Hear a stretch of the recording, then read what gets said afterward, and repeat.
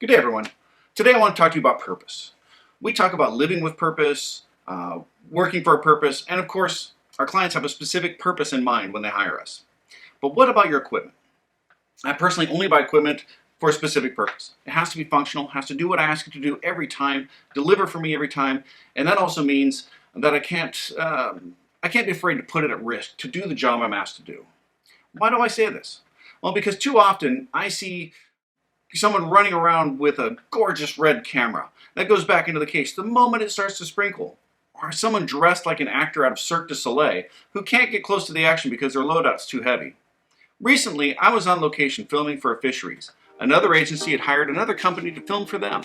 We both had the same project in mind, we both had a two-man crew, and yet the other company wouldn't get their camera within 6 feet of the water. Salish had no less than 6 cameras shooting and 2 drones.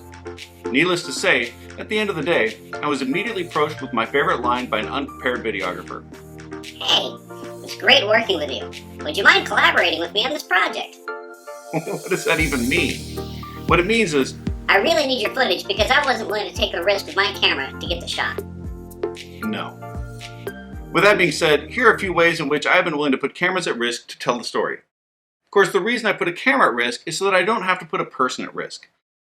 But let's face it, a camera is just a tool. And if you're not willing to get your tool dirty, or willing to risk even breaking that tool, you've got the wrong tool. So let's begin. Let's start with heights. I've thrown cameras out of airplanes twice, thanks to flights above the Pacific Northwest, during flower bombing events. I've cooked cameras with over 200,000 BTUs of propane heat, thanks to Larry Simberger and his Starfire hot air balloon. And sometimes you really just need to put the camera at the mercy of the prop wash and get that epic takeoff, like we did here for the Stillaguamish Aviation Day, another event that was sponsored by Salish.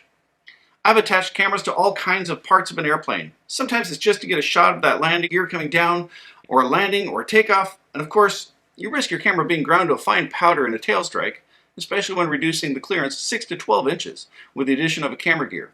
It requires some coordination with the pilot. Salish is even a sponsor of Greg Howard and his G200.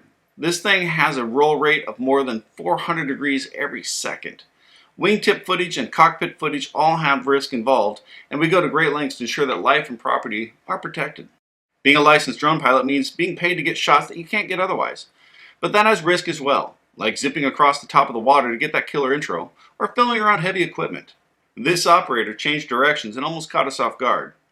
Not only would a steel bucket have done damage to the drone, but that salt water we're flying over. It would have been game over. Or maybe your gear is afraid of water, like we discussed earlier. Salish has filmed flooding events for natural resource departments. We've cut cameras loose to document trout. And we've swam with cameras, used body-worn cameras during fisheries, attached cameras to all points of tribal canoes, and even rigged cameras over the side to get some fun shots. We've dipped cameras in 100% iodine solutions to disinfect them, and to keep hatchery salmon safe during our filming process. You know, if you like to play in the dirt, unique angles for off-road excursions and military parades require a little thinking out of the box, and a little extra risk. Ouch! But if you're playing in the dirt with cars, nothing beats rally racing.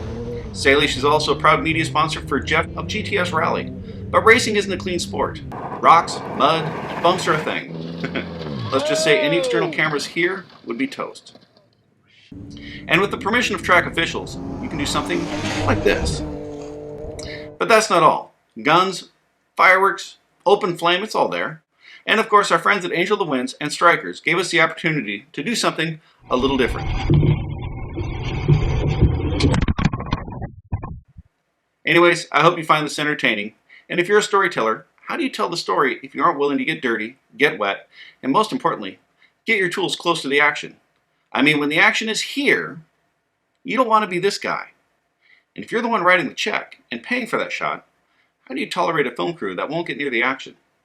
Thanks for watching, and make that vision a reality.